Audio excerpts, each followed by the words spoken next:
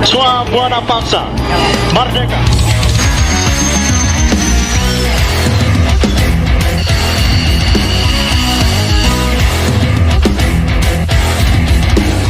Warahmatullahi wabarakatuh. Apa kabar teman-teman? Kembali kita bermain-main dengan status-status Facebook teman yang cerdas, kritis dan berani gahar. Yang pertama dari akun Bang Saiful Khaidir Kai, ya. Ini terkait dengan pernyataan dari Bapak Kiai kita yang jadi Wapres, ya. Buka Muktamar Rabitoh Alawiyah, Wapres Ma'ruf Amin ajak ulama jangan terjebak kekuasaan. Ini yang ngomong Kiai Amin Ma'ruf, ya. Dan kemudian Bang Saiful Khaidir Kai membuat caption, saya gagal paham dengan anjuran Kiai Haji Ma'ruf Amin ke ulama. Dia ulama yang memegang kekuasaan kan? Wakanda memang ruwet. Nah ini dari perspektif saya seneng dengan Pak Kiai satu ini, ya. Artinya beliau udah dewasa. Karena salah satu indikasi orang yang dewasa menurut pendekatan ilmu psikologi adalah orang yang berani mengkritik dirinya sendiri. Nah, ini beliau kan namanya mengkritik dirinya sendiri.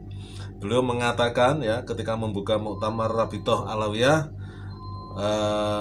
Wapres Ma'ruf Amin ajak ulama jangan terjebak kekuasaan. Nah, beliau itu ulama atau bukan, ya kan?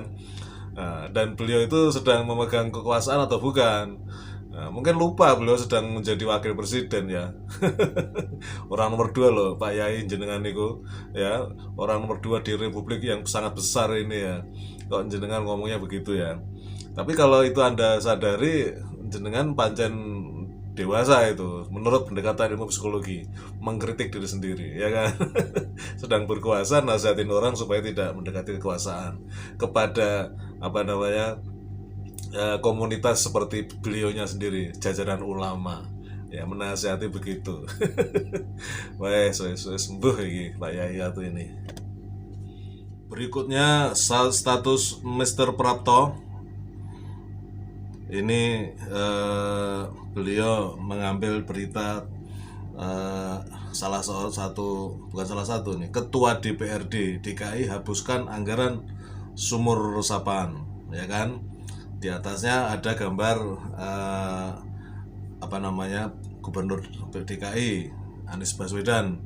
PDIP ingin Jakarta banjir lagi seperti di zaman Ahok. Anies bekerja sekuat tenaga agar banjir besar di Jakarta tidak terulang lagi, ya kan. Ya, kerja keras beliau sekarang, ya, membuat sumur-sumur resapan. Tapi kemudian pada pihak lain Ketua DPRD DKI dari PDIP, ya, menghapuskan anggaran sumur resapan.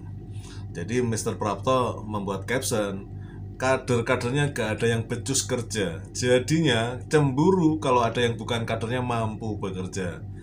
Kader lu hebatnya di korupsi doang sih, bro. Ya, inilah. Jadi pokoknya kalau sudah kebencian dan kemudian sebuah agenda politik tertentu sedang dikerjakan, maka orang sebaik apapun, di mata kelompok ini akan tetap jelek, ya. Karena memang justru cipta kondisi supaya menciptakan image Anies Baswedan itu jelek.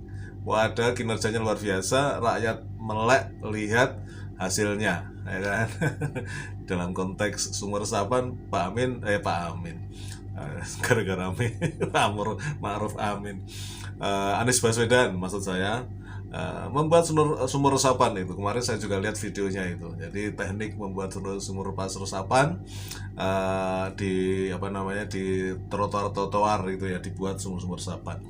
Berikutnya status Ahmad Akhirul Zaman. Loh, kaget saya. Itu captionnya singkat, tapi kalau dibaca dengan intonasi seperti itu, ya, akan membuat orang terbelalak. Loh, kaget saya. Ternyata di bawahnya ada gambar sosok Pak D yang sangat gagah perkasa ini, yang membuat pernyataan Jokowi minta Polri tidak tangkapi orang yang kritik pemerintah. Ini tidak sinkronnya antara ucapan dan tindakan, ya kan? Faktanya ya penangkapan aktivis di zaman beliau berkuasa kan sangat masif ya, bahkan termasuk ulama besar yang sebetulnya tidak membuat kritikan, Habib Rizik berdakwah itu ditangkap juga itu kan. Jadi ya ini Mr. Tony Boster Mr. Tony Boster atau nama lainnya adalah Kang Jarkoni Isa ujar iso nglakoni. Tapi bukan Jarkoni saya kira. Ya memang begitu, nggak pernah sinkron ya, sengaja membuat statement yang seolah-olah bekerja, seolah-olah membuat suatu kebijakan yang baik, tapi di lapangan ya kan anak buah dimainkan supaya tidak sinkron dengan apa yang dia katakan. Agenda yang sebenarnya adalah yang di lapangan itu. Berikut dari Mbak Nur Hidayati mengutip portal Keuangan News ID, ya kan. Di situ diperlihatkan sebuah judul, ini dari Twitter ya, mendesak Indonesia menghentikan pengeboran di Laut Natuna Utara, RRC menginginkan Undang-Undang Cipta Kerja berjalan, ya kan. Nah, kemudian di caption Mbak Nur Hidayati menulis, jadi Undang-Undang Cipta Kerja ini pesanan dari negara komunis itu, pantas bertentangan dengan Undang-Undang Dasar 1945 ya. Kemarin kalau nggak salah dari Mahkamah Konstitusi ya, yang menegaskan bahwa Undang-Undang Omnibus Law itu kan, Undang-Undang Cipta Kerja kan, yang sangat tidak manusiawi kan. Jadi sekarang orang bekerja itu atas dasar kontrak gitu, yang setiap saat bisa diputuskan kontraknya tanpa pesangon, tanpa segala macam, nggak ada karir, ya kan, nggak ada karir. Lu mau kerja silakan, kemudian diperas, ya kan, gaji rendah, ya kan, macam-macam, pecat, selesai. Itu Omnibus Law ya. Undang-undang Cipta Kerja itu. Yang ternyata kalau dilihat dari berita dari Keuangan News ID ini, ya kan, Cina ya mendesak, itu artinya dia punya suatu power ya untuk memaksa Indonesia menghentikan pengeboran di Laut Natuna Utara dan menginginkan Undang-Undang Cipta Kerja berjalan. Nah, ini agendanya berarti dari negara induk daratan itu ya. Berikut kembali dari Mbak Nur Hidayati. Beliau membuat status terkait dengan berita dari Kompas TV ya. Bos Moderna ya, pemproduksi vaksin, mengumumkan vaksin COVID-19 untuk hadapi varian Omicron siap digunakan Maret 2022 ya kan. Kemudian di captionnya Mbak Nur Hidayati menulis, pagi semua, apa kabar? Yang sudah divaksin 1 dan 2, siap-siap lanjut ke 3 dan ke 4. Karena adanya varian baru, maka besar kemungkinan vaksin lama tidak mempan, begitu katanya. Saya sebetulnya tidak ingin mengangkat persoalan ini karena terlalu sensitif, karena saya tidak divaksin ya, tetapi sebenarnya memang banyak persoalan, banyak hal-hal yang mencurigakan dari program vaksinasi COVID itu ya. Jadi ini penyakit itu belum datang tapi diprediksi datang, ya kan. Dan kemudian bakul obatnya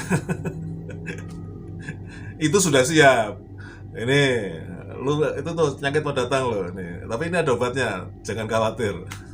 Seolah-olah seperti itu, seolah-olah ya. Jadi ini sepertinya bisnis ya, ini bisnis. Penyakitnya nggak tahu kemana, yang penting bisnisnya jalan.